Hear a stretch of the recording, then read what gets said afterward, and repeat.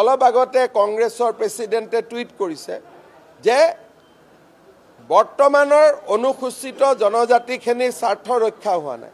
কালি দিনটোত আকৌ আন্দোলন কৰি আছিলে 6 জনগোষ্ঠীৰ স্বাৰ্থ সুৰক্ষিত হোৱা নাই। তাৰমানে তেওঁলোকৰ অৱস্থাটো মেকুৰী সব পাকঘৰে পাকঘৰে ঘূৰি ফুৰে, য'তে মাছ দেখে তাতে জঁপিয়াব খোজে। তেওঁলোকৰ এটা নিৰ্দিষ্ট ৰাস্তা নাই। কালি ৰাতিপুৱালৈকে 6 জনগোষ্ঠী হৈ আছিলে।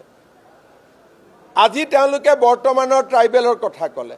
আকৌ মই বৰ্তমানৰ ট্ৰাইবেল ক'লে মোক গালি পাৰিছিল যে তাৰমানে মুখ্যমন্ত্ৰীয়ে 6 জনগোষ্ঠীক দিব খোজা নাই। গতিকে তেওঁলোকে আমাক লিখিতভাৱে এটা প্ৰস্তাৱ দিয়ক। 7 দিনটো আৰু সময় আছে, 10 দিন আছে। কাগজখন দিল্লীত যাওঁতেতো সময় লাগিব।